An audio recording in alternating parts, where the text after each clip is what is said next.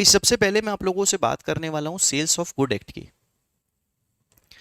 Sales of good act 1930 के बारे में मैं आप लोगों से बात करने वाला हूं। ठीक है, अगर आप देखोगे तो सेल्स ऑफ गुड एक्ट में भाई कितने सेक्शंस लिखे हुए हैं? बताओ बताओ, बेयर एक्ट है तुम लोगों के पास?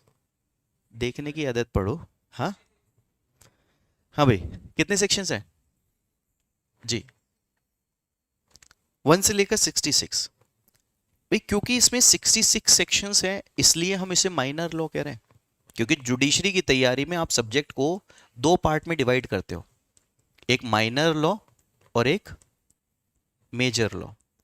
क्योंकि इसमें सेक्शन 66 है, क्या इस वजह से हम माइनर लॉ कह रहे हैं? मैं बोलूंगा नहीं। इसे हम माइनर और मेजर लॉ का जो डिस्टिंग्विश है ना, वो एग्जामिनेशन में इस बेयर एक्ट में कितने सेक्शंस हैं इसके बेसिस पर नहीं कर रहे होते। हमारा जो पॉइंट होता है वो होता है वेटेज के ऊपर। वेटेज के ऊपर कि एग्जाम में सब्जेक्ट का वेटेज जो है वो कितना है, इसके बेसिस पर हम माइनर और मेजर करते हैं। जैसे कि फॉर एन एग्जांपल, कुछ स्टेट्स में आप लोगों से मोटर व्हीकल एक्ट भी पूछा जाता है, कुछ स्टेट्स में आप लोगों से जेजे एक्ट भी पूछा जाता है, मगर कोई भी पर्सन इसे माइनर लॉ ही कह के कंसिडर करता है। जेजे एक्ट में सफिशिएंट सेक्शंस हैं, मोटर व्हीकल एक्ट सीआरपीसी से भारी है, मगर इसे फिर भी लोग माइनर लॉ कहते हैं क्योंकि वेटेज के ऊपर। इसलिए हम लोग वेटेज के हिसाब से ही सब्जेक्ट को इंपॉर्टेंस देके पढ़ते हैं। ठीक है, तो जब मैं आप लोगों को सोगा पढ़ाऊंगा तो सोगा में सारे इफ एंड बट्स नहीं पढ़ा दूंगा, मैं आपको मगर जुडिशरी के हिसाब से कंप्लीट पढ़ा दूंगा। क्योंकि जब पार्टनरशिप लॉ और सेल्स ऑफ गुड एक्ट मैं जब कंपनी सेक्रेटरीज और चार्टेड अकाउंटेंट्स के स्टूडेंट को पढ़ाता था, तब इस पर हम लोगों के जो लेक्चर्स होते थे वो 2 महीने चलते थे। 2 महीने पार्टनरशिप पढ़ा रहे हैं, कुछ और चल ही नहीं रहा। यहां आपको उतना पढ़ने के लिए नहीं मिलता। यहां हम आप लोगों से वेटेज के हिसाब से बात करेंगे, मगर जुडिशरी के हिसाब से वो सारी चीजें कंप्लीट होंगी। ठीक है, तो आओ इसी बात पर हम लोग सेल्स ऑफ गुड एक्ट बात करते हैं। यानी कि सारी चीजें नहीं पढ़नी मगर जुडिशरी के हिसाब से हमें कंप्लीट पढ़ना है। चलिए जी भाई, तो मैं आप लोगों से सेल्स ऑफ गुड एक्ट के बारे में बात कर रहा हूं। Sales of good act 1930। जब भी मैं किसी लॉ को पढ़ाता हूं तो इसके रेफरेंस में कुछ मेजर क्वेश्चन हैं जो कि हमें पढ़ने चाहिए और पता होने चाहिए, तभी हम किसी लॉ को अच्छे से समझ सकते हैं कि वो क्यों है। भाई पहला question,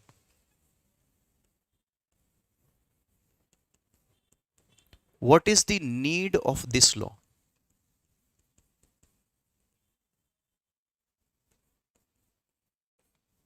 what is the need of this law? ये लॉ लिखा ही क्यों गया है? अगर सेल्स ऑफ गुड एक्ट नहीं होता तो क्या मर जाते? हमें पता ही नहीं होता क्या करना है। दूसरी चीज, इस जो इसका जो ये लॉ है, इसकी एनफोर्सेबिलिटी कैसी है? इसकी एनफोर्सेबिलिटी कैसी है? यानी कि ये लॉ रेट्रोस्पेक्टिवली अप्लाई हो रहा है या फिर ये लॉ प्रोस्पेक्टिवली अप्लाई हो रहा है, इसकी एप्लीकेबिलिटी कैसी है? तीसरी चीज जो हमें इसके रेफरेंस में जानने की जरूरत है, वो ये जानने की जरूरत है, क्या ये लॉ सब्सटेंटिव है या फिर ये लॉ प्रोसीजरल है? तो हम लोगों को इसके रेफरेंस में बेयर मिनिमम ये 3 क्वेश्चंस हमें पढ़ने चाहिए, जिसके बेसिस पर हम ये लॉ को समझ पाएंगे कि यहाँ ये लॉ काम कैसे करता है। अब मेरा आप लोगों से क्वेश्चन है, आप लोगों ने सेल्स ऑफ गुड एक्ट इसका नाम पढ़ा, इसमें क्या दे रखा होगा? सेल्स ट्रांजैक्शन हम कैसे डील करते हैं यही दे रखा होगा, इसके अलावा तो कुछ नहीं दे रखा होगा। आप मुझे बताओ, ये सेल्स ऑफ गुड एक्ट आप लोगों से कह रखा है कि इन लोगों ने 1930 में लिखा गया, 1930 में ये सेल्स ऑफ गुड एक्ट लिखा गया, तो क्या हम 1930 से पहले सेल्स ट्रांजैक्शन करना नहीं जानते थे? जानते ही थे।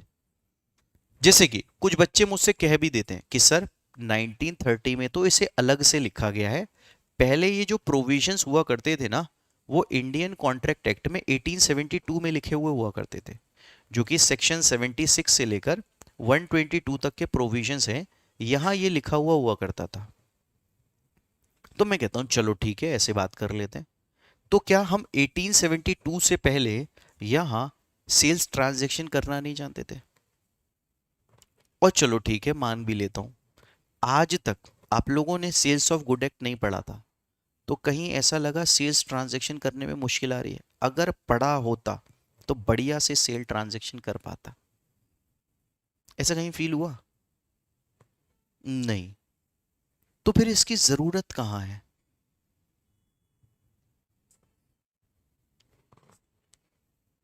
हाँ भाई, इन्फोर्स कराने के लिए, टेक्निकलिटीज को समझने के लिए। तुम मुझे बताओ, कभी भी कहीं पर भी तुम्हें अपनी लाइफ में लगा कि आज सेल्स ऑफ गुड एक्ट पढ़ा होता तो ये सामान अच्छे से बिक जाता, या मैं और अच्छे से बार्गेन कर लेता? नहीं। तो फिर क्या जरूरत थी इसे लिखने की?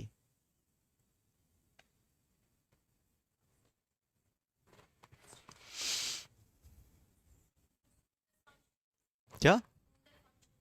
Smoother functioning. भाई ये कह रही है फंक्शनिंग को स्मूथ करने के लिए। In what regard? जैसे सेल्स ट्रांजैक्शन, मैं वही तो पूछ रहा हूं तुमसे।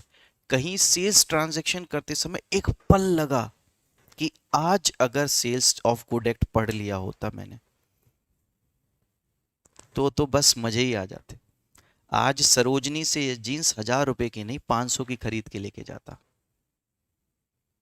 ऐसा लगा कहीं? हाँ? नहीं। सरोजनी से सबके चेहरे पे एक मुस्कुराहट आई, बोले हाँ बात तो सही है। वहीं रियल बार्गेनिंग होती है। Enforceability by court to protect the right and liabilities of the buyer and seller.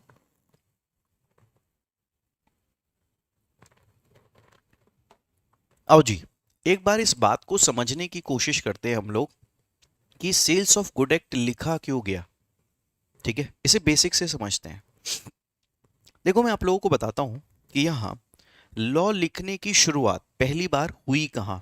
India में पहली बार कब सोचा गया कि चलो लॉ लिख लेते हैं? ठीक है, तो अगर आप थोड़ा सा हिस्ट्री पे जाओगे तो हिस्ट्री को हम 3 पार्ट में डिवाइड करते हैं। ठीक है, एक है एंशियंट, एक है मेडिएवल, और एक है मॉडर्न हिस्ट्री। ठीक है, मैं आप लोगों से बात कर रहा हूं यहां इस पॉइंट के बारे में जहां क्या हुआ था, बैटल ऑफ प्लासी और बैटल ऑफ बक्सर हुआ था। बैटल ऑफ प्लासी और बैटल ऑफ बक्सर 1757 और 1764 की बात है, जहां बैटल ऑफ प्लासी और बैटल ऑफ बक्सर हुआ। ये जो लड़ाई थी, ये मुगल एम्परर्स की लड़ाई थी ईस्ट इंडिया कंपनी के साथ। ठीक है, इसके बाद इस 1764 की लड़ाई के बाद अंग्रेजों ने पूरी तरीके से भारत पर हुकूमत करनी शुरू कर दी थी। 1764 के बाद 1764 से यहां अंग्रेजों ने मुगल एम्परर्स के साथ डील किया था कि भाई साहब, हम जो है सिर्फ और सिर्फ हमें टैक्स कलेक्शन का राइट दो, हमें इसके अलावा कुछ नहीं चाहिए। जैसे तुम चला रहे थे वैसे तुम चीजें चलाओ। मगर कुछ टाइम के बाद हुआ ये कि ये इन्हें समझ आ गया अंग्रेजों को कि जो मुगल एम्परर हैं ये बिल्कुल बेकार हैं, इनसे इस काम के भी नहीं है कि इनसे ये चीजें चलाई जा सकें। इसलिए यहां पहली बार 1771 और 1773 में अंग्रेजों को ये महसूस हुआ कि हमें इन लोगों के लिए लॉ लिखने की जरूरत है। तो इस समय ईस्ट इंडिया कंपनी ने पहली बार रिटन लॉ जो है लिखा था यहां 1773 में। ठीक है, इन लोगों का जो पर्पस था वो पर्पस बड़ा क्लियर था कि हम लोगों को उस जगह पर चीजें काम करनी है जहां से हम प्रॉफिट गेन कर सकें और इन लोगों पर रूल कर सकें। ठीक है, तो इस तरीके से इन लोगों ने यहां लॉ लिखने शुरू कर दिए। ठीक है, over the time east India company law लिख रही थी। मगर उसके बाद 1813 1813 का दौर है। 1813 में यहां क्या हुआ कि 1813 में जो लोग इंडिया आते थे, जो अंग्रेज, वो बहुत अमीर होकर लौट के जाते थे। जब वो अमीर होके लौट के जाते थे तो उन्हें बात जो है, जो लोग इंग्लैंड में रहने वाले अंग्रेज थे, उन्हें बात रियलाइजेशन हुआ कि यार हम क्यों इंडिया नहीं जा सकते, क्योंकि सिर्फ ईस्ट इंडिया कंपनी के लोग ही इंडिया आ सकते थे। इसलिए ये गूंज जो है वो अंग्रेजी सरकार में क्वीन के हाथों तक गई कि भाई इस केस में सारे लोगों को जो है इंडिया जाने का मौका मिलना चाहिए और पैसे कमाने का मौका मिलना चाहिए। तो इस समय 1813 में ईस्ट इंडिया कंपनी ने एग्रीमेंट किया, किसके साथ? क्वीन के साथ। वो ये किया कि भाई धीरे धीरे करके यहाँ इंडिया को आप छोड़ोगे और हम इंडिया को टेक ओवर करेंगे। ठीक है। इसी के पर्पस से 1833 में सर लॉर्ड मैकॉले इंडिया में आए। सर लॉर्ड मैकॉले इंडिया में आए, जिन्होंने पहली बार आईपीसी लिखा था। उसके बाद 1835 में पहला लॉ कमीशन बना दिया गया, फर्स्ट लॉ कमीशन बना दिया गया। लॉ कमीशन बनने के बाद यहां लॉ लिखने की शुरुआत हुई। जब ये लॉ लिखने की शुरुआत हुई तो हर चीज पर लॉ लिखा जा रहा था, सिविल लॉ, क्रिमिनल लॉ, सारे पॉइंट्स पर लॉ लिखने की शुरुआत हो रही थी, मगर इसकी एनफोर्सेबिलिटी धीरे धीरे करके होनी थी। ठीक है। मगर कुछ ऐसा हुआ जिसकी वजह से इसकी एनफोर्सेबिलिटी की जो स्पीड है वो एकदम से सडन हो गई, एक इमीडिएट हो गया। और ये क्या हुआ? ये था 1857 का रिवॉल्ट। 1857 का रिवॉल्ट। 1857 के रिवॉल्ट ने जो ईस्ट इंडिया कंपनी थी उसे पूरी तरीके से बेकार कर दिया, और जो भी कुछ ईस्ट इंडिया कंपनी कर पाती वो पूरी तरीके से चेंज होकर अब क्वीन के हाथों में चला गया। ठीक है। क्योंकि ईस्ट इंडिया कंपनी, वो फर्स्ट वॉर ऑफ इंडिपेंडेंस के नाम से हम जिसे जानते हैं, उस टाइम पर ऐसी सिचुएशन आ चुकी थी कि ईस्ट इंडिया कंपनी की ये बात हो चुकी थी कि ईस्ट इंडिया कंपनी को इंडिया छोड़ के जाना था। मगर जो कुछ लोग हैं उन लोगों ने सपोर्ट किया और उसके बाद किसी तरीके से वापस से उन लोगों ने रीगेन की चीज़ें। ठीक है। तो इस तरीके से 1857 के रिवॉल्ट के बाद से यहाँ क्या हुआ, यहाँ जो है इस पॉइंट पर जो इंडिया था वो किसके हाथों में आ गया? वो क्वीन के हाथों में आ गया। और क्वीन के हाथों में आने के बाद अब क्वीन जो थी वो सिर्फ और सिर्फ उनका पर्पस यहां प्रॉफिट गेन करने का नहीं था। क्वीन का पर्पस सिर्फ प्रॉफिट गेन करने का नहीं था। इससे पहले जितने भी लॉज बनाए जाते थे वो सिर्फ प्रॉफिट गेन करने के पर्पस से हुआ करते थे। क्वीन का पर्पस था जो है वो गवर्नेंस करने का, क्योंकि जिसकी जितनी ज्यादा कॉलोनी होती थी उसकी उतनी लंबी बात होती थी। ठीक है। उसकी उतनी बड़ी पावर हुआ करती थी। इसलिए क्वीन ने पहली बार लॉ बनाने की शुरुआत की 1857 में, जिसका पहला जो लॉ हम जानते हैं वो 1860 में आईपीसी लिखा गया, जिसे एनफोर्स किया गया 1862 में। 1862 में सर ऐसा क्यों 1862 में क्यों एनफोर्स किया गया था? क्योंकि हाई कोर्ट एक्ट 1861 बनाया गया, जिसके अंदर 3 हाई कोर्ट बनाए गए थे। जिसके अंदर 3 हाई कोर्ट बनाए गए थे। इस तरीके से 3 हाई कोर्ट पहली बार बनाए गए, और उसके बाद जितने भी लॉ लिखे गए उसके बाद सारे के सारे लॉ लिखे गए। ये सारे लॉ फर्स्ट लॉ कमीशन जो थी वो लिखने की कोशिश कर रही थी। सिविल लॉस, क्रिमिनल लॉ, सब पर लॉ लिखने की कोशिश ये कर रहे थे। इस तरीके से इंडिया में लॉ लिखने का पैटर्न हुआ।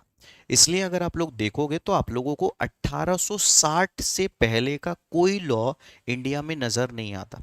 पहले तो आईपीसी नजर आता था, बीएनएस 2023 आ चुका है, इंडियन एविडेंस एक्ट नजर आता था, मगर आप लोग देखोगे इस पॉइंट पर जितने भी लॉ हुआ करते थे वो सारे के सारे लॉ 1860 के बाद के ही हैं। उससे पहले का कोई लॉ नहीं था।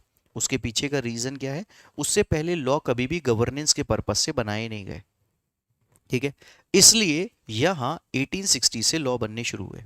उसके बाद यहां फर्स्ट लॉ कमीशन ने कुछ लॉज लिखे, मगर वो लॉज जो थे वो सिविल लॉज, वो इंडिया के हिसाब से जो है ठीक नहीं थे। फाइनली कुछ टाइम के बाद सेकंड लॉ कमीशन बना। सेकंड लॉ कमीशन ने यहां ये जो काम है ये भी बहुत अच्छे से नहीं किया। सेकंड लॉ कमीशन में जो चेयरमैन थे वो सर हेनरी मेंस थे। उन्होंने ये काम जो है कोई भी काम बहुत अच्छे से नहीं किया। हम ये नहीं कह सकते कि सेकंड लॉ कमीशन ने ये लॉ लिखा। उसके बाद कुछ टाइम के बाद थर्ड लॉ कमीशन बना।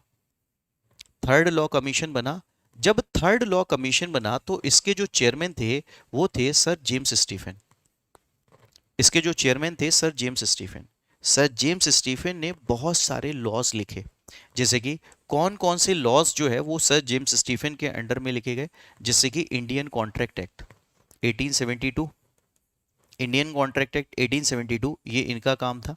Indian evidence act sir James Stephen का काम था, 1872 का law. In fact transfer of property act, इस पर जो इम्प्रूवमेंट था, इस पर जो इम्प्रूवमेंट था वो भी यहाँ इन्हीं का काम था। इनफैक्ट नेगोशिएबल इंस्ट्रूमेंट एक्ट 1881, ये भी जो है वो थर्ड लॉ कमीशन का काम ही था। तो इस तरीके से सारे लॉज धीरे धीरे करके आ रहे थे, सारे लॉज धीरे धीरे करके आ रहे थे। क्यों? क्योंकि पर्पस था गवर्नेंस का पर्पस, हर पॉइंट पर गवर्नेंस के पर्पस से लॉ बनाने का पर्पस था। इसलिए हमारे इंडिया में जो लॉ है वो 1860 के बाद से आने शुरू हुए, ठीक है। मगर इन्हें लिखा जो जा रहा था वो किस प्रिंसिपल्स के बेसिस पर लिखा जा रहा था? तो ये जितने भी लॉज थे वो सारे के सारे इंग्लिश लॉज के बेसिस पर लिखे जा रहे थे। ये सारे के सारे लॉज जो है वो इंग्लिश लॉज के बेसिस पर लिखे जा रहे थे, क्योंकि वहां के हिसाब से चीजें होती थी तो उसी को एक बेस बनाकर ये लॉ लिखते थे, ठीक है। अच्छा सर, इंग्लिश लॉ के हिसाब से ही क्यों लिखे जा रहे थे? क्योंकि वहां के लॉज थे इसलिए? क्या कहते हो? इंग्लिश लॉज के बेसिस पर क्यों लिखे जाते हो? और आज भी अगर हम देखें तो इंग्लिश लॉज को हम आज भी जो प्रेफरेंस है वो काफी दिया जाता है। क्या रीजन लगता है तुम्हें?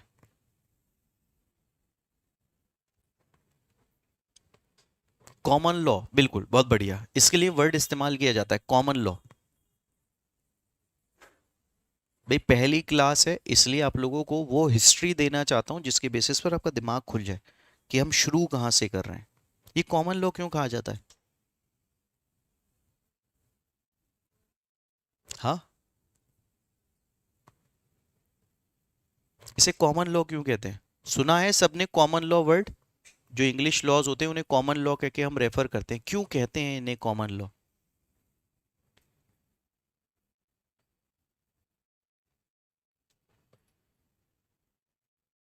किसी का कोई सबमिशन इस पर जानना चाहोगे भाई इसे कॉमन? नहीं बेटा, सब जगह तो नहीं किया। अगर आप देखो तो जर्मनी इसकी इंग्लैंड से ज़्यादा कॉलोनीज हुआ करती थी सेकेंड वर्ल्ड वॉर तक।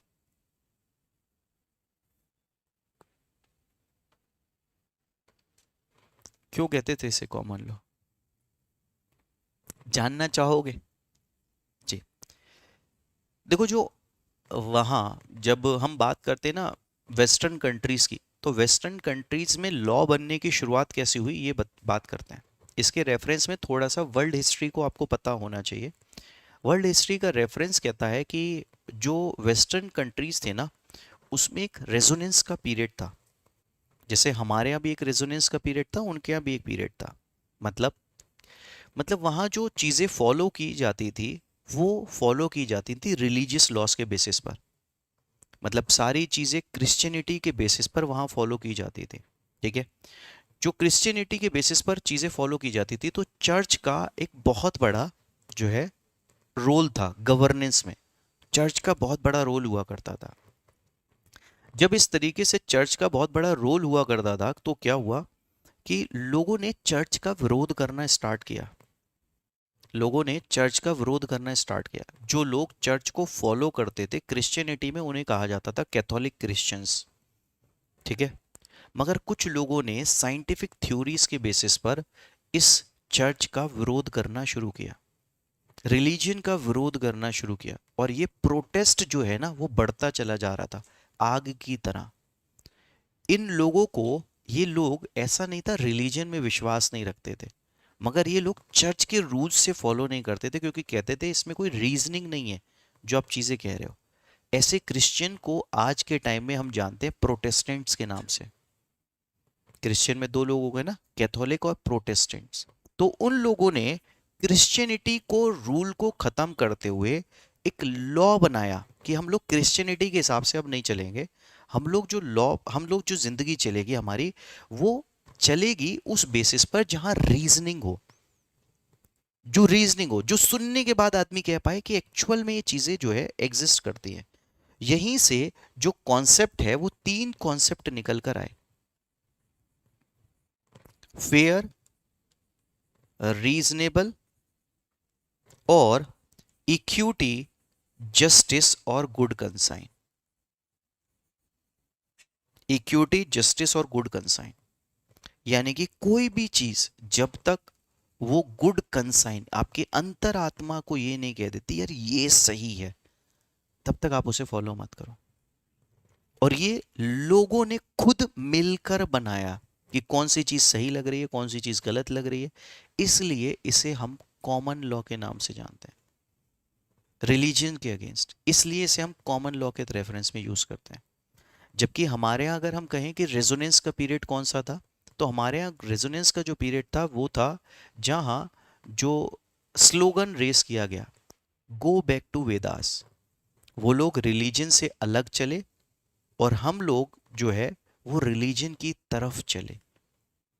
तो इसलिए उनके जो लॉज हैं और हमारे जो लॉज थे उसके रेफरेंस में हमेशा डिफरेंस रहा। मगर ब्रिटिशर्स के आने के बाद उन्होंने अपनी फिलॉसफीज को हमारे ऊपर इम्पोज किया। ठीक है, तो आज भी मगर हमारे कोर्ट जो है वो इसी बेसिस पर चीज़ों को फॉलो करते हैं, क्योंकि वो कंसाइंस के बेसिस पर है, किसी रिलीजन के बेसिस पर नहीं। इसलिए आज भी कॉमन लॉ का रेफरेंस हर जगह कोट किया जाता है कि कॉमन लॉ में चीज़ें कैसे काम करती हैं। समझ आया कि कॉमन लॉ का बेस क्यों इंपॉर्टेंट है? क्योंकि यहाँ किसी रिलीजन से कोई बेस नहीं लिया जा रहा, बेस लिया जा रहा है इक्विटी, जस्टिस, गुड कंसाइन और फेयरनेस के बेसिस पर। क्या चीज़ें वहाँ सही हैं या नहीं है, कंसाइन को सूट कर रही हैं या नहीं। जैसे कि फॉर एन एग्जाम्पल, कोई भी लॉ चैलेंज किया जाता है तो इसी के बेसिस पर चैलेंज किया जाता है। किसी भी लॉ को कॉन्स्टिट्यूशन में भी इनफैक्ट अगर चैलेंज किया जाता है तो इसी के बेसिस पर चैलेंज किया जाता है। क्या इक्विटी, जस्टिस, गुड कंसाइन को चीज़ें सूट कर रही हैं या नहीं कर रही हैं। लॉ बना देना सफिशिएंट नहीं है, इंपॉर्टेंट ये है कि लॉ इस बेसिस पर सेटिस्फाई हो रहा है या नहीं। तो इस तरीके से यहाँ कॉमन लॉ के रेफरेंस में चीज़ें यूज़ की गई और उन्होंने अपनी सुपीरियरिटी दिखाई कि किसी रिलीजन की हमें ज़रूरत नहीं है, हम इंसान अपने आप में सफिशिएंट हैं किसी भी चीज़ को बनाने के लिए। तो इसी के रेफरेंस से जो है वो लॉज लिखने की शुरुआत हुई। ठीक है, जब लॉज लिखने की शुरुआत हुई तो इसके रेफरेंस में यहाँ जो लॉज लिखे जा रहे थे वो क्रिमिनल नेचर के भी लिखे जा रहे थे, वो सिविल लॉज नेचर के भी लिखे जा रहे थे और मर्केंटाइल लॉ भी लिखे जा रहे थे। मर्केंटाइल लॉज कौन से लॉज थे? वो लॉज थे जो कि बिजनेस में यूज हो सकते हैं, जो कि बिजनेस को रेगुलेट करने के लिए यूज हो सकते हैं, ऐसे लॉज को लिखा जा रहा था। ठीक है, जब इसे लिख रहे थे तो इसे लिखने वाले जो पर्सन थे वो थे सर जेम्स स्टीफन, जो कि थर्ड लॉ कमीशन के चेयरमैन थे।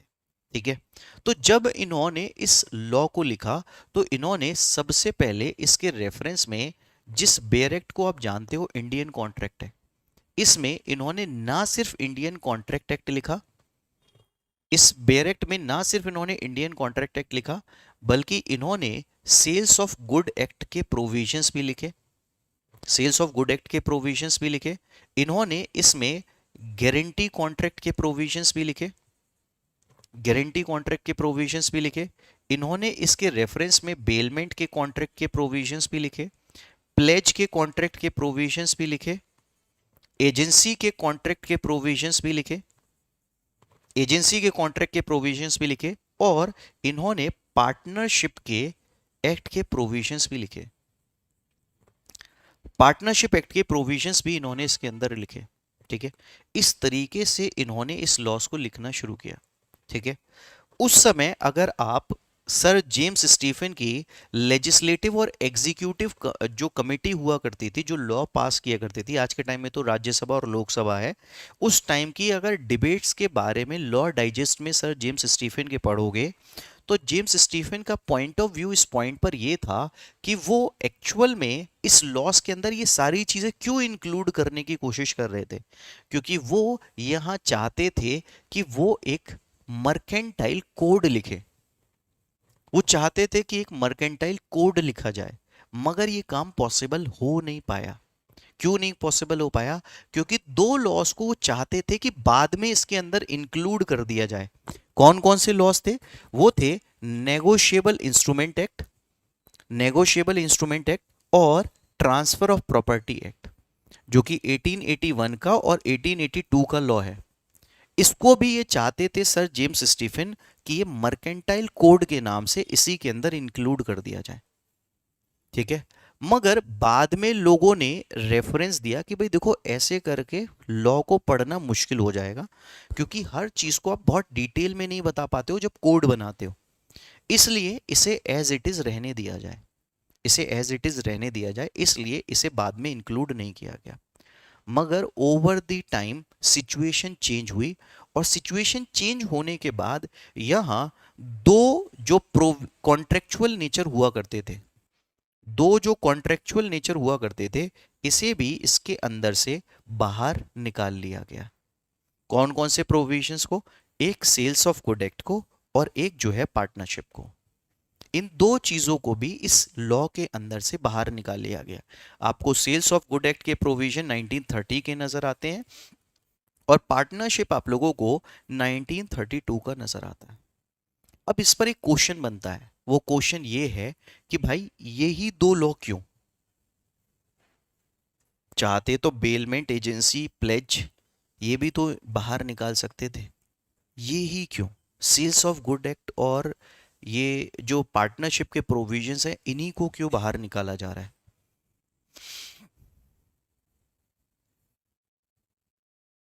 हाँ भाई क्या कहते हो? देखो कुछ भी ऐसा नहीं है जिसके पीछे रीजनिंग नहीं है, बिना रीजनिंग के हम कोई काम करते ही नहीं है। बस इंपॉर्टेंट ये है कि आपको हिस्टोरिकल कॉन्टेक्स्ट पता होना चाहिए।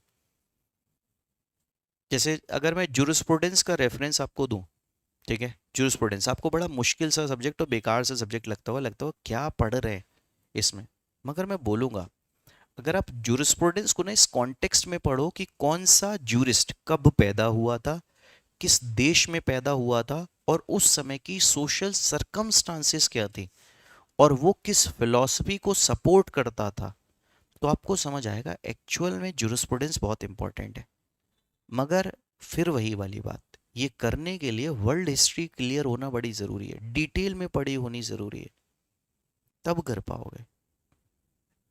फॉर्चुनेटली जब जुडिशरी पढ़ाना शुरू किया तो यूपीएससी लॉ ऑप्शनल साथ में इंक्लूड होता था, तो वहाँ से मैंने ये सारी चीज़ें पढ़नी अपने आप शुरू करी, और आज मैं ऐसे बोलूँगा अच्छे से जानता हूँ वर्ल्ड हिस्ट्री, इंडियन हिस्ट्री। वरना मैंने सी एस किया था तो वहाँ कोई ज़रूरत पड़ती नहीं थी, कोई रेलिवेंस ही नहीं था। मगर पढ़ाते पढ़ाते किताबें पढ़ते हो तो सब सीख जाते हो, तो वही है। हाँ जी, भाई ये कह रहे हैं कि सर अमेंड करने से फ्रस्ट्रेशन की सिचुएशन में आ गए होंगे। ये अच्छा है।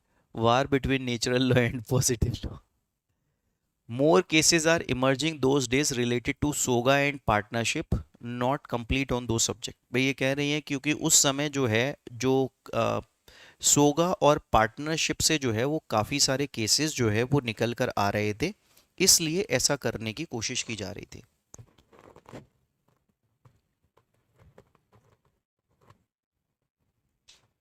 मैं आप लोगों से बोलूंगा कि इसके कॉन्टेक्स्ट में हम थोड़ी सी आगे की चीज़ें जानते हैं, आपको समझ आएगा कि चीज़ें कैसे काम कर रही हैं, है ना। अगर आप देखो इसके रेफरेंस में यहाँ, अगर आप देखोगे तो फर्स्ट इंडस्ट्रियल रेवोल्यूशन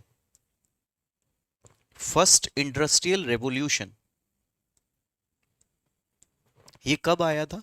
तो ये फर्स्ट इंडस्ट्रियल रेवोल्यूशन 1800 में आया था। 1800 में ये इंडस्ट्रियल रेवोल्यूशन जो था ना वो वेस्टर्न कंट्रीज में था, ये इंडस्ट्रियल रेवोल्यूशन वेस्टर्न कंट्रीज में था, ठीक है। वेस्टर्न कंट्रीज ने इसके बेसिस पर खूब पैसा कमा चुकी थी, खूब पैसा कमा चुकी थी, खूब सारी कॉलोनीज बन चुकी थी।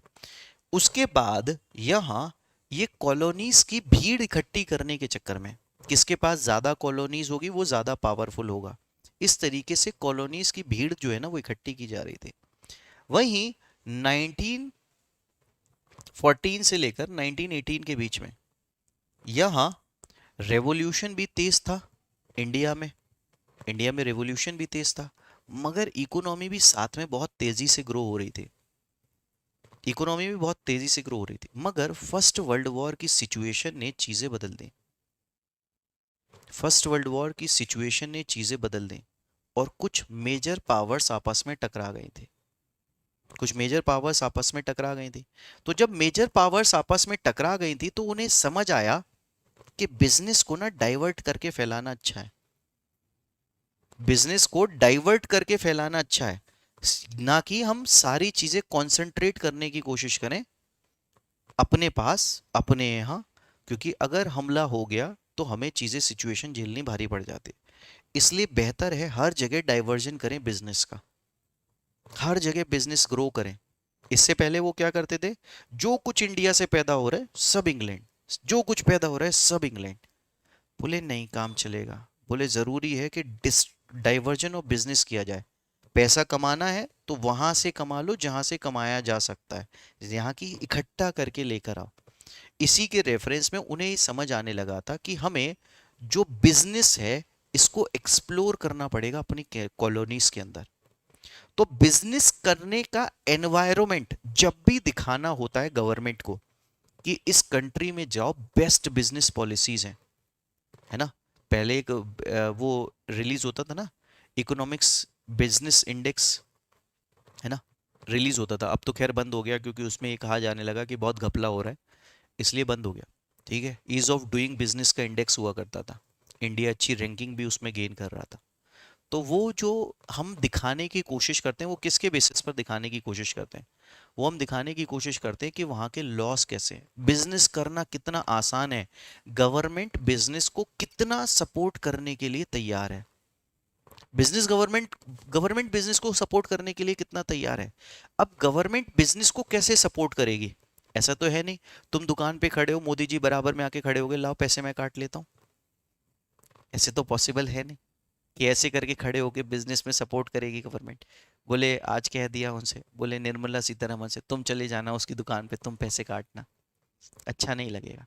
इसलिए वो लोग जो है ना लॉस बनाकर बिजनेस को सपोर्ट करने की कोशिश करते हैं, दिखाते हैं कि हम बिजनेसमैन के साथ हैं और हम बिजनेस को सपोर्ट करने के लिए तैयार हैं। इस एनवायरनमेंट को दिखाने के लिए उन्हें लॉज बनाने की जरूरत है। तो ऑलरेडी ऐसा नहीं था कि इंडिया में लॉ नहीं थे, मगर हम इसे डिटेल में लिखना चाहते थे ताकि हम ये शो कर सके हम बिजनेसमैन के किस तरीके से साथ हैं। इसलिए यहां ये जो सोगा है और पार्टनरशिप है, इन दो लॉस को चूज किया गया। सर ऐसा क्यों, बाकी सारे चीजों को क्यों नहीं चूज किया गया? ऐसा नहीं है बाकी सारी चीजें बिजनेस में यूज नहीं होती, मगर ज्यादा यूज होने वाली जो चीजें हैं वो ये हैं। एक तो बिजनेस करना कैसे है, और बिजनेस में सेल अगर हो रही है तो उस केस में हम उसके साथ कैसे हैं, क्योंकि ये ट्रांजैक्शन सबसे ज्यादा है। इसलिए अगर आप देखोगे तो दोनों लॉस आपस में आसपास के ही आपको नजर आते हैं, 1930 और 1932, और सिर्फ ये ही दो है जिन्हें अलग निकाला गया, और इसके अलावा कोई और लॉ नहीं है। तो इसलिए इन्होंने इस लॉ को अलग से निकालकर यहां सेल्स ऑफ गुड एक्ट लिख दिया, सेल्स ऑफ गुड एक्ट लिख दिया।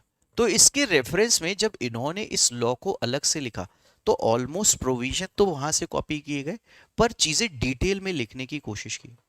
क्या बताने की कोशिश की इस रेफरेंस में, तो क्योंकि सेल्स ट्रांजैक्शन बहुत ज्यादा होती है, ठीक है, इसलिए वो दिखाने की कोशिश करना चाहते थे कि भाई हम जो है पर्सन्स के साथ हैं, पर्सन्स के साथ हैं और बिजनेस ट्रांजैक्शन बिल्कुल फेयर है, बिल्कुल फेयर है।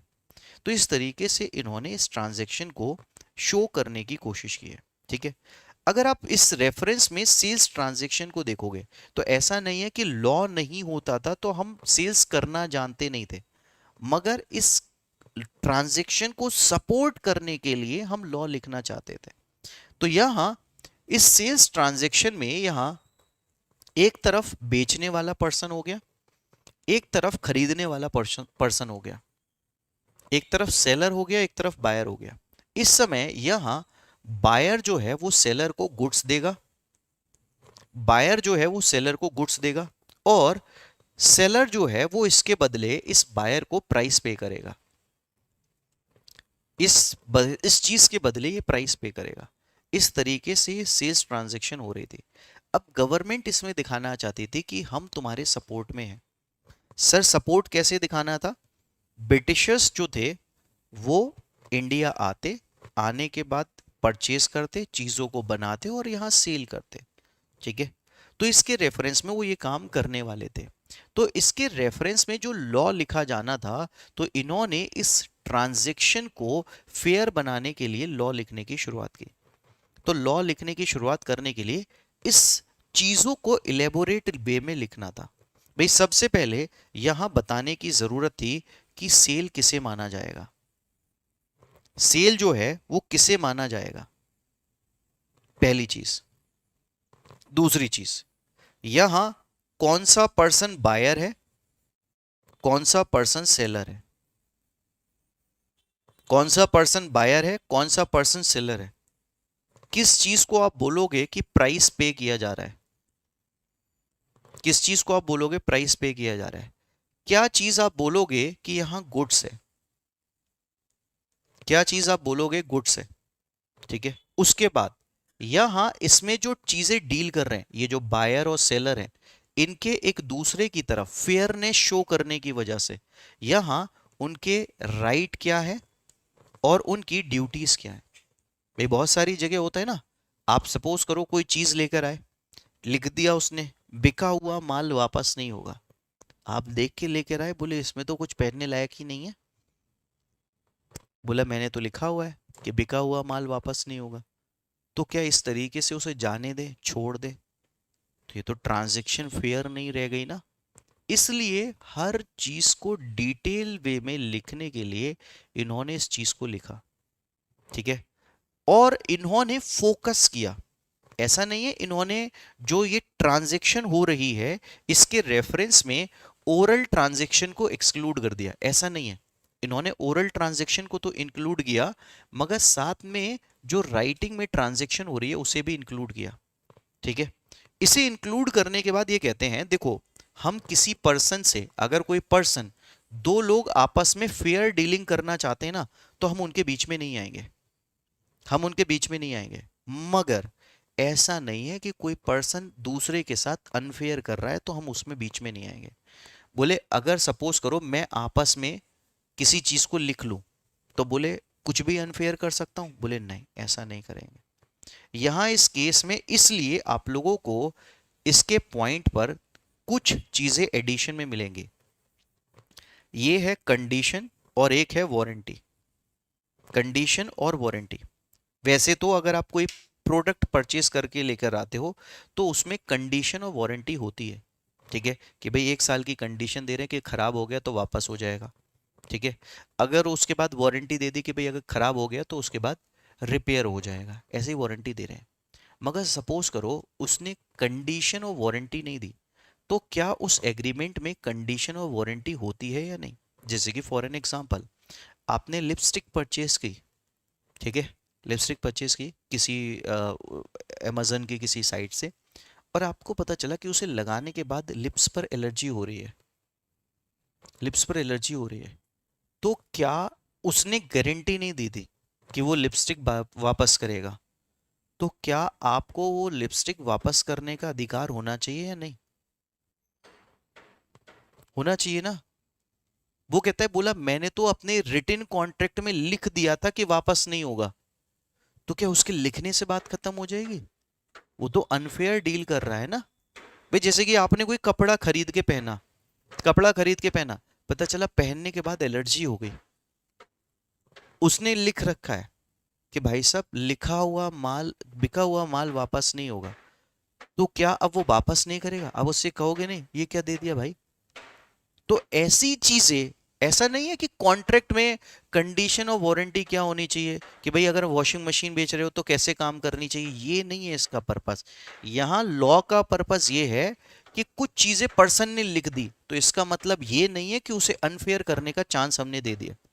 हम बिजनेस में फेयर ट्रांजैक्शन डील करने के लिए हमेशा इंटरफेयर करेंगे और बताएंगे कि चीजें कहां कैसे हो रही हैं। उसके बाद यहां तक तो बात ठीक थी, मगर सेल्स ट्रांजैक्शन में अलग अलग सिचुएशन होती हैं, अलग अलग सिचुएशन होती हैं। इसलिए इन्होंने इस सेल्स ऑफ गुड एक्ट के अंदर यहां चीजें इंक्लूड करी कि सेल और एग्रीमेंट टू सेल में डिफरेंस क्या है। सेल और एग्रीमेंट टू सेल में डिफरेंस क्या है ना, इसके बीच में भी इन्होंने एग्रीमेंट टू सेल को बताने की इन्हें जरूरत पड़ी। क्यों जरूरत पड़ी? क्योंकि बहुत बार आप चीजें ऐसे परचेज करते हो जिसमें एक्चुअल में लॉ के हिसाब से चीजें नहीं काम करेंगे, इसलिए उस सिचुएशन को हम इंक्लूड कर सके इसलिए इन्होंने इसे भी कवर करने की कोशिश की। जैसे कि फॉर एन एग्जांपल, आप किसी शॉप पर गए, आपने उससे कहा कि भाई साहब समोसे पैक कर लेना। वो आपको बहुत अच्छे से जानता है कि अरे पड़ोस में रहने वाला बच्चा है, उनका बेटा है शर्मा जी का, कोई दिक्कत नहीं। उसने समोसे पैक करके रख लिए। अब आप जो है ना समोसे लेने गए नहीं, आप समोसे लेने गए नहीं, ठीक है, आप शाम तक नहीं आए, उसने समोसे उठा के किसी और को बेच दिए, तो अब आप क्या बोलोगे? तूने ब्रीच ऑफ कॉन्ट्रैक्ट कर दिया, क्या कह सकते हो या नहीं? क्यों? कायदे में तो कर दिया उसने।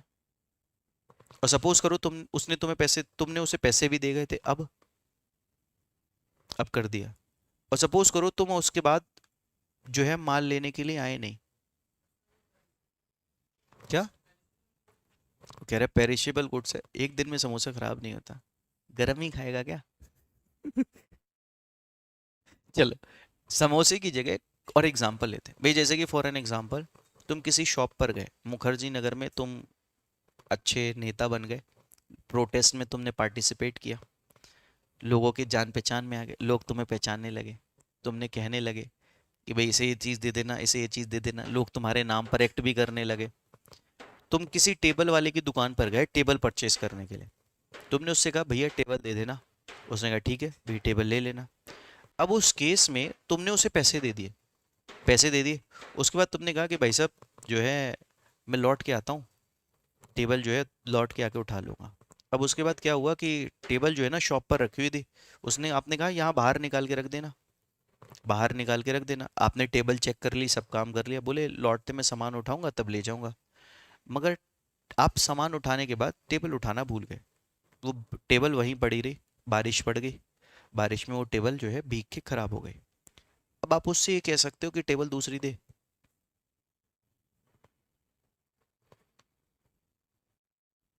क्या आप ये कह सकते हो कि चीजें सेल हो गई?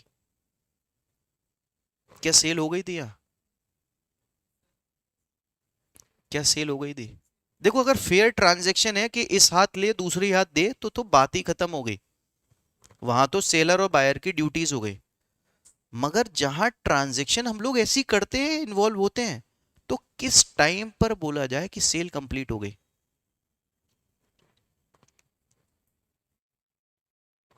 किस टाइम पर बोला जाए सेल कंप्लीट हो गई? सेल तो नहीं हुई, पैसे तो दे दिए तुमने। क्या? जब ओनरशिप ट्रांसफर होगी, कब बोलूं ओनरशिप ट्रांसफर होगी? एग्जांपल दो ना इसमें। मैं कह रहा हूं कि टेबल परचेज करने लेकर आए, सपोज करो तुमने पैसे नहीं दिए, तुम्हारी अच्छी बात थी, तुम टेबल उठा के घर पे ले आए, अब टेबल टूट गई, अब तुम वापस जाते हो, कहते हो टेबल टूट गई, बोले भाई साहब सेल हो गई, आप बोलो पैसे कहाँ दिए थे? तो बोलूं सेल हो गई है नहीं हो गई है? किस बेसिस पर कह रहे हो गई नहीं हो गई? भाई कह रही है पोजेशन ऑफ गुड्स के बेसिस पर जो है बोला जाएगा कि सेल हो गई, पोजेशन ऑफ गुड्स के बेसिस पर बोला जाएगा सेल हो गई। किसके पोजेशन, सेलर के बायर के? अच्छा, बायर जिस दिन गुड्स का पोजेशन ले ले उस दिन बोला जाएगा कि सेल हो गई है। हाँ, अथॉरिटी सेलर की, डिलीवरी ऑफ गुड्स, भाई ये कह रहे हैं डिलीवरी ऑफ गुड्स के बेसिस पर बोला जाएगा। चलो एग्जांपल लेते हैं, बायर के पोजीशन के बेसिस पर। तुम एक गाड़ी देखने गए, तुमने कहा यार थार गाड़ी लूंगा, बढ़िया लग रही है एकदम मस्त, परचेज करने के लिए लेके गए, तुम पॉकेट में तुमने पैसे डाले, ठीक है, बोले 4 लाख रुपए डाउन पेमेंट करूंगा, बाकी की इंस्टॉलमेंट बनाऊंगा, तुम थार लेने गए, तुमने कहा टेस्ट ड्राइव करूंगा पहले, तुम बैठे टेस्ट ड्राइव के लिए, वो पर्सन बराबर में बैठा, तुमने गाड़ी निकाली शोरूम से, और निकालने के बाद ले जाने के बाद जो है तुमने टक्कर मार दी गाड़ी की, गाड़ी तुम्हारे पोजीशन में, पैसे नहीं दिए अभी, अब बताओ सेल हो गई है या नहीं? क्यों, तुम पर बात आ रही है? टेस्ट ड्राइव चल रही थी, तुम तो कह रहे थे पोजीशन से सेल हो जाएगी। कह रहा है दोनों के पास पोजीशन होनी चाहिए।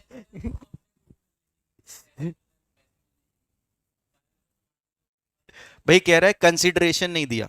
चलो ऐसे करता हूं, सपोज करो तुमने 4 लाख रुपए जमा करे, ठीक है। वो बोला बोला भाई साहब कौन सी गाड़ी दोगे? बोले सर ये वाली गाड़ी तो उसमें डेमो में लगी रहती है, गाड़ी आपके लिए दूसरी आएगी, 2 दिन बाद डिलीवरी हो पाएगी उस गाड़ी की, ये गाड़ी आपको डिलीवर नहीं होगी। बोले ये गाड़ी किस लिए रखी हुई? तो बोले टेस्ट ड्राइव के लिए, लोग आए तो टेस्ट ड्राइव कर लें। सर ये तो यूज्ड हो चुकी है, ये तो ऑलमोस्ट लोगों ने चला चला के देखी है, तो 100-200 किलोमीटर तो वैसे ही चल चुकी है। बोले ठीक है चलो। बोले मैं भी टेस्ट ड्राइव लेके देखूं?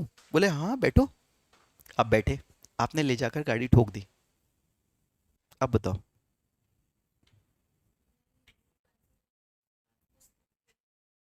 कह रहा है कंसिडरेशन उस गुड्स के लिए नहीं है। अब सोच के देखो, तुम थार की एजेंसी के मालिक हो, अब बताओ।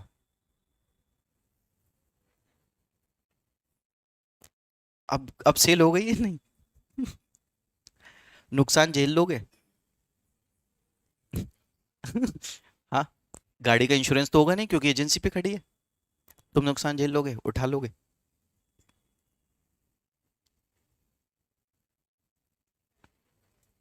कह रहा है, करनी पड़ेगी। टेस्ट ड्राइव के लिए इंश्योरेंस नहीं होता। When all condition of agreement and sale are fulfilled, sales of good, then sale is done। कह रहा है जब सारी चीजें कंप्लीट हो जाए तब कहा जाएगा। तो कब बोलूं कि सारी चीजें कंप्लीट हो गई? किस चीज से बोलूं? प्राइस से बोलूं, पोजेशन से बोलूं, डिलीवरी से बोलूं, किस चीज से बोलूं? किस चीज से मैं बोलूं कि सेल कंप्लीट हो गई है? When product is handed over to the buyer। चलो फॉर एन एग्जाम्पल, भाई कह रहा है product handed over to the buyer. चलो ऐसे लेते हैं, एक एग्जाम्पल देता हूं फिर से, तुम समझना लॉ की जरूरत कहां है। क्योंकि हर आदमी अपनी जिम्मेदारी से पीछा छुड़ाने की कोशिश करता है जैसे ही नुकसान हो रहा है। तो जज का काम यह है कि ट्रांजैक्शन में फैक्ट एंड सर्कमस्टांसेस के बेसिस पर यह डिसाइड करना लॉ के अकॉर्डिंग किसके ऊपर बर्डन आएगा। जब तुम बस का टिकट खरीदने जा रहे हो या खाना खरीदने जा रहे हो तो तुम्हें जरूरत नहीं है सेल्स ऑफ गुड एक्ट की। एक्चुअल में सिचुएशन जहां डिस्प्यूट इमर्ज हो जाएगा, जहां तुम अपना बर्डन से पीछा छुड़ाने की कोशिश कर रहे हो, वहां तुम्हें सेल्स ऑफ गुड एक्ट की जरूरत है। भाई जैसे कि ये कह रहे हैं कि जहां जो है ना कंसिडरेशन जो है सारी कंडीशन फुलफिल हो जाएंगी, पोजेशन में गुड्स आ जाएगा, उसके बेसिस पर मैं एग्जांपल देता हूं।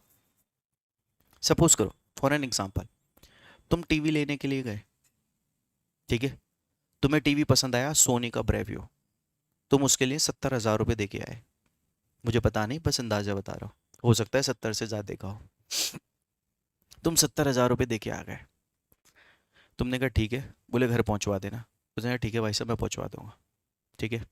तुम जो है उसने ई रिक्शा में रखा, तुम पीछे पीछे बाइक से, ब्रेवियो आ रहा है घर पे सब देखेंगे मिलके। अब उसने जैसे ही उसके आदमी ने टीवी को टांगने की कोशिश करी तुम्हारे घर पे, टीवी नीचे गिर गया। अब टीवी टूट गया। अब बताओ, पैसे दे चुके, तुम्हारे घर पे टीवी है, अब बताओ जिम्मेदारी किसकी?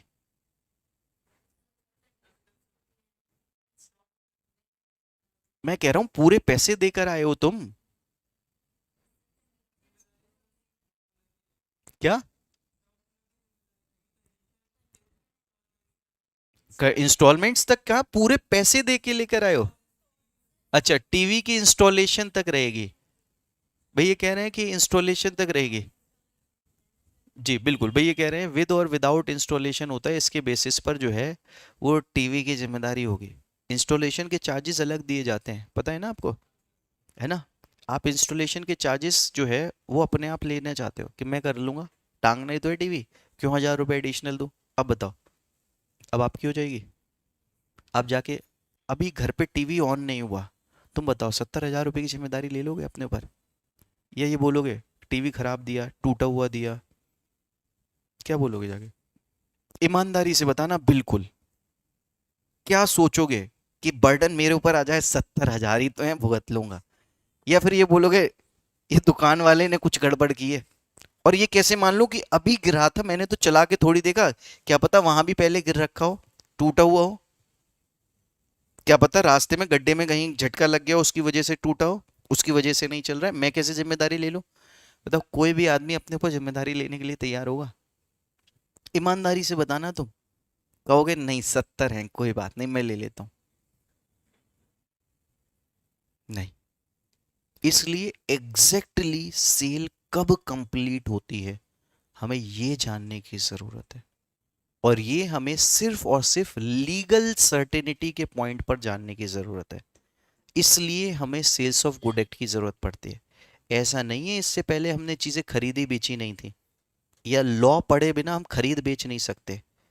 जब लॉ में डिस्प्यूट आता है तब वकील की याद आती है सेल्स ट्रांजैक्शन में, कि यार कोई वकील मिल जाए जिससे मैं उससे पैसे ले सकूं या उससे टीवी बदल सकूं, तभी तो जरूरत है। तो एग्जैक्टली बीइंग अ जज, तुम्हारे सामने जब कोई पर्सन फैक्ट लेकर आएगा तो वो क्या बोलेगा? वो कभी भी कह रहा होगा कि मेरी गलती है? कोई भी ये कहता हुआ आता है कि जज साहब मेरी गलती है मगर मुझे टीवी बदलवा दो? ऐसे कोई भी आएगा? नहीं। वो पर्सन जो है लॉ के पॉइंटर्स के बेसिस पर बेनिफिट लेस करने आ रहा होगा। वो बेनिफिट रेस करने आ रहा होगा कि ऐसा हुआ था वैसा हुआ था। तुम्हें उसके बीच में लॉ की क्लैरिटी इस हिसाब से होनी चाहिए ताकि तुम ये बता पाओ कि सेल कब कंप्लीट हुई थी, इसके साथ क्या कंडीशन थी, क्या वारंटी थी। तो उस केस में उस बेसिस पर चीजों को डिसाइड कर पाओ। इसलिए तुम्हें सेल्स ऑफ गुड एक्ट को पढ़ने की जरूरत है, क्योंकि बिजनेस ट्रांजैक्शन में चीजें बहुत सारी बार एग्रीमेंट पर कुछ लिख ली जाती हैं और कुछ और होती हैं। जैसे कि मैं तुम्हें बताता हूँ, एक एग्जांपल देता हूँ। मैं जो है ना प्रैक्टिस भी करता हूँ, तो इसलिए मैं तुम्हें बताता हूँ। एक केस आया, उस केस में क्या हुआ कि एक पर्सन ने ना चेक बाउंसिंग का केस जो है दूसरे के ऊपर किया। ठीक है, चेक बाउंसिंग का केस किया। अब केस करने के बाद जो है ना, उस पर्सन के साथ क्या हुआ कि वो पैसे नहीं दे पा रहा था, इसलिए उस पर्सन ने उसकी इंसॉल्वेंसी का पिटीशन आईबीसी के अंदर डाल दिया। ठीक है। अब डालने के बाद जो है ना, केस में उस पर्सन से बात हुई यार कि यार क्योंकि ऐसा हो गया कि कंपनी जो है उसके हाथों से चली जाएगी, तो उससे बात तय करी। बोले ऐसा है देखो, तेरी कंपनी में वैसे भी दम नहीं है, मुझे पैसे दे देना और जो है कंपनी अपनी वापस ले ले। बोले ठीक है। बोले कैसे पैसे दोगे? बोले देखो जो प्रिंसिपल इंटरेस्ट है, क्योंकि कोर्ट में केस है, जो अमाउंट है इंटरेस्ट के साथ उसे प्रिंसिपल अमाउंट मान लेते हैं। बोले ठीक है। और उसके बाद इस पर जो है अब मुझे 40% के हिसाब से इंटरेस्ट देना। 40% के हिसाब से इंटरेस्ट देना, अमाउंट बढ़ के एकदम डबल हो जाएगा। वो पर्सन कहता है सर क्या करूं? मैंने कहा एग्रीमेंट कर लो।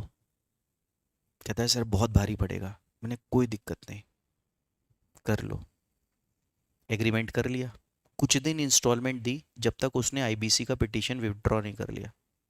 जिस दिन पिटीशन विड्रॉ कर लिया, एग्रीमेंट की चीज़ें दे, जो पैसे देने बंद कर दिए। अब जब पैसे देने बंद कर दिए तो वो पर्सन जो है वापस से केस करने के लिए गया और जो है सेटलमेंट एग्रीमेंट को क्लेम करने के लिए गया। अब हम कोर्ट में खड़े होकर सेटलमेंट एग्रीमेंट पर ये कह रहे थे ये एग्रीमेंट वॉइड है, वॉइडेबल है एग्रीमेंट। बोले कैसे वॉइडेबल है, तुमने ही तो किया है। कहता है सर ये अनकॉन्शियसनेबल है, सेक्शन 16 के अंदर अनड्यू इन्फ्लुएंस में इसने हमें साइन करवा लिया। 40% इंटरेस्ट कोई आदमी, रीजनेबल आदमी एग्री कर सकता है? तो ये अनकॉन्शियसनेबल है, जमीर गवारा नहीं कर रहा इस चीज को। तो ऐसे काम करते हैं। तो कोई भी आदमी ना तो लॉ के बेनिफिट्स का फायदा उठाने की कोशिश कर रहा होता है।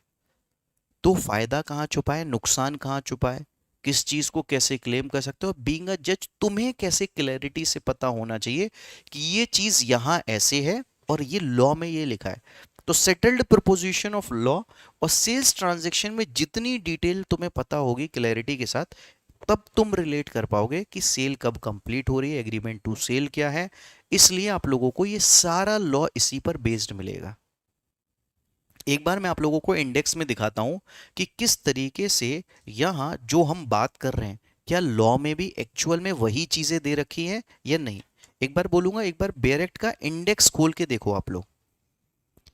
बेयर एक्ट का इंडेक्स खोल के देखो, जिसके पास नहीं है एक बार गूगल कर लो, कोई दिक्कत नहीं है। सेल्स ऑफ गुड एक्ट को एक बार खोल लो।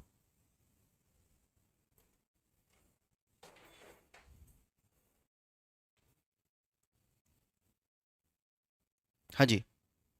अगर आप इसके इंडेक्स को देखोगे तो आप लोग देखो, सबसे पहले तो आप लोगों को ये बता दिया कि चैप्टर 1 जो है आप लोगों से प्रिलिमिनरी से रिलेटेड हो गया, short title extent commencement definitions और एप्लीकेशन ऑफ दिस प्रोविजन।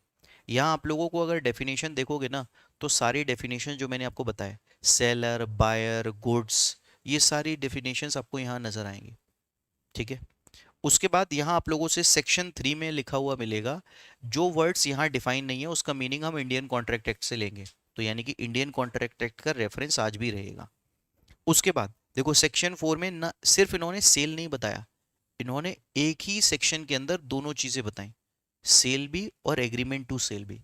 क्योंकि हर बार पर्सन ये कहने की कोशिश करेगा कि भाई साहब ये सेल नहीं, एग्रीमेंट टू सेल है, अभी सेल कंप्लीट नहीं हुई है, तो वो इस बात का फायदा उठाने की कोशिश करेगा। इसलिए तुम्हें बड़ा क्लियरली पता होना चाहिए कि कब चीज एग्रीमेंट टू सेल है और कब चीज सेल है।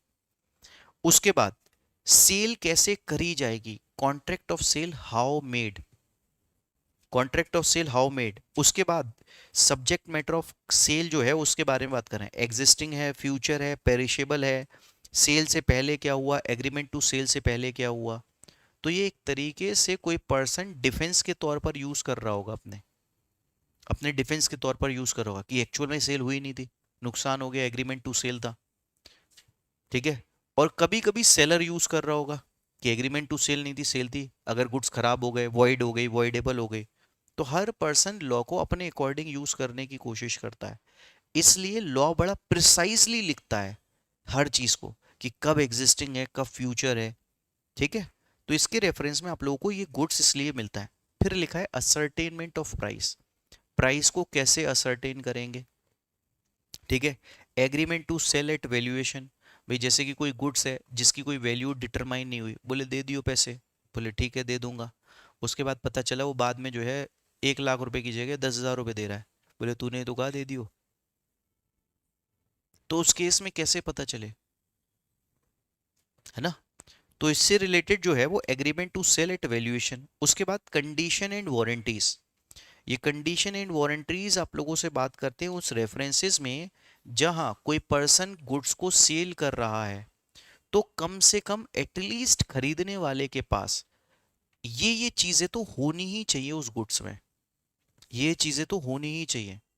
मतलब गुड्स के पर्सन जो सेलर है, ऐसा नहीं है चोरी का माल बेच दिया, जैसे वो होता है ना, करोल बाग में जाओ, कस्टम की लेके आया हूँ, कस्टम की लोगे, हुआ है तुम लोगों के साथ? बिल्कुल नहीं गए हो, सरोजनी नहीं गए, करोल बाग नहीं गए? हाँ भाई, गए हो नहीं गए हो? नहीं गए हो बेटा? हाँ, तुम्हें पता नहीं है तुमने लाइफ में क्या मिस कर रखा है। कितनी खुशी होती है 2,000 रुपए की चीज 200 रुपए की लेके, उसका यूज होगा नहीं होगा मगर बड़ा अलग मजा है।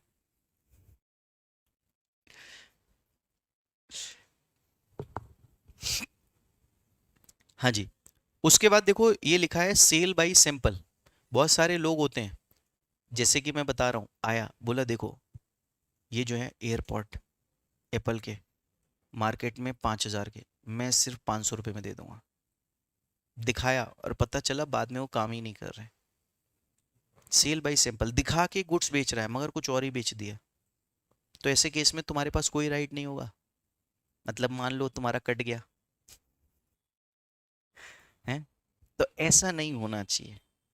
उसके बाद लिखा है इफेक्ट ऑफ कॉन्ट्रैक्ट, यानी कि कब बोला जाए कि एक्चुअल में सेल हुई है, कब बोला जाए कि गुड्स जो है उस पर्सन के हो गए।